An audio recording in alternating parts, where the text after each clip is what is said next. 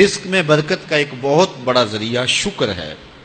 ارشاد فرمایا لَإِن شَكَرْتُمْ لَأَزِيدَنَّكُمْ، اگر تم شکر کرو گے وہ تمہیں اور زیادہ عطا کرے گا، اور اگر تم شکر نہیں کرو گے وَلَئِن كَفَرْتُمْ، کفران نعمت کرو گے إِنَّ عَذَابِي لَشَدِيدٌ، تو پھر میرا عذاب بڑا سخت ہے۔ رزق کے اضافے کا ایک اور بہت بڑا سبب انفاق فی سبیل اللہ ہے۔ اللہ فرماتا ہے جو تم خرچ کرتے ہو تو جو چیز تم نے نکال دی اس کی جگہ اللہ تمہیں اور عطا کر دیتا ہے۔ بعض کا ہمارا یہ ہوتا ہے کہ کوئی آدمی مالی بحران میں آ گیا تو وہ کرتا کیا ہے کہ جو راہ خدا میں دینے کا کھاتا تھا پہلے اسے کلوز کرتا ہے، یہ فلاں مدرسے کو دیتے ہو یہ بھی بند کر دو، یہ مسجد کو دیتے ہو یہ بھی بند کر دو، یہ فلاں غریب کو دیتے ہو یہ بھی بند کرو، حالات ٹائٹ ہو گئے ہیں۔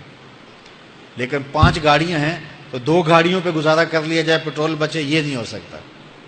گھر کے لچھن وہی ہیں، لیکن بند کہاں سے کیا؟ جہاں سے رزق آنا تھا۔ ہمیں تو یہ حکم دیا ہے جب رزق تنگ ہونے لگے صدقہ دے کے رب سے کاروبار کر لو، صدقے سے تمہارے رزق میں اضافہ ہوگا۔ یہ رب کا وعدہ ہے اور اللہ کے وعدے جھوٹے نہیں ہو سکتے۔ رزق کی برکت کا ایک اور بہت بڑا ذریعہ النکاح ہے۔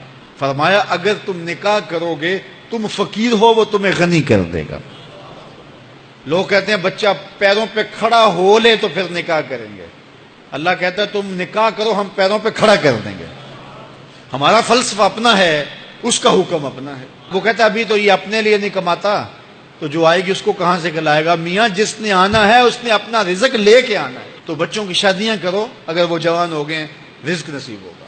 اپنے اہل خانہ کو نماز کے حکم دینے سے رزق بڑھتا ہے، کیونکہ جو صبح کا وقت ہوتا ہے یہ رزق کے بٹنے کا وقت ہوتا ہے، اور جس گھر میں صبح کے وقت لوگ سوئے ہوئے ہوتے ہیں وہاں بے برکتیاں ہوتی ہیں۔ تو طلوع فجر سے لے کر کے طلوع آفتاب تک اپنی اولاد کو، بیوی کو، بچوں کو نہ سونے دیں۔ اس وقت رزق بٹنے کے لمحے ہوتے ہیں۔ کثیر دعائیں مانگیں، تلاوت کلام مجید پڑھیں، اور نماز فجر مرد حضرات مسجدوں میں جا کے باجماعت ادا کریں، اور گھروں میں جو ہے وہ بیٹیاں بہنیں مصلے بچھا لیں تو اللہ کی رحمتوں کا نزول ہوگا۔ اب ایک حدیث میں رزق کے اضافے کا ایک اور نسخہ ارشاد کیا گیا۔ میرے حضور نے فرمایا جو شخص یہ چاہتا ہے کہ اس کے رزق میں برکتیں ہوں اور اس کی عمر میں اضافہ ہو تو وہ اپنے رشتہ داروں کے ساتھ سلوک اچھا کرے۔ رشتہ داروں کے ساتھ اگر اچھا سلوک کرو گے تو پھر تمہارے رزق میں برکت ہو۔ غریب ہیں تو ان کی مدد کرو، ان کی بیٹیوں کی شادیاں اپنے ذمے لے لو اگر اللہ نے آپ کو وسعت دی ہے، ان کی پریشانیاں بانٹ لو، ان کا قرضہ ہے تو اتارنے کی کوشش کرو، ان کو مشکلات سے نکالنے کی کوشش کرو۔ تم ان کو مشکلات سے نکالو گے اللہ تمہیں مشکلوں سے نکالے گا۔ تمہارے رزق میں بھی برکتیں ہوگی اور تمہارے مال میں بھی برکتیں ہوں گی۔ فرمایا بہتر صدقہ وہ ہے جو ناراض غریب رشتہ دار کو دیا جائے۔ اگر وہ پھنس گیا ہے، مجبور ہے، ناراض ہے، تو اس کو اگر دیں گے تمہارا نفس اس میں شامل نہیں ہوگا، تو یہ افضل صدقہ ہے جو ہر صورت میں قبول ہی قبول ہے۔ رزق کے اضافے کا ایک اور سبب الاحسان الی الضعفاء، جو کمزور لوگ ہیں ان کے ساتھ اس نے سلوک کرنا۔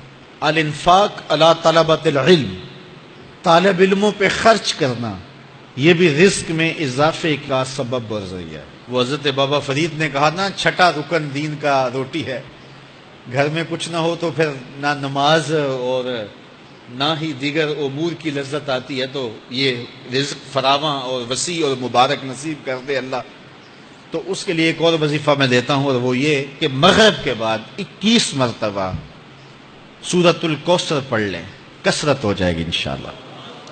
اول خدوشی پڑھ لیں، 5-7 منٹ لگتے ہوں گے، تو سورہ کوثر 21 مرتبہ روزانہ مغرب کی نماز کے بعد پڑھیں، اور اگر بہت زیادہ مسائل ہیں تو ہر نماز کے بعد پڑھ لیں، تو انشاءاللہ آپ دیکھیں گے کہ گھر میں برکتیں اترتی محسوس ہوں گی، انوار کا نزول ہوتے محسوس کریں گے۔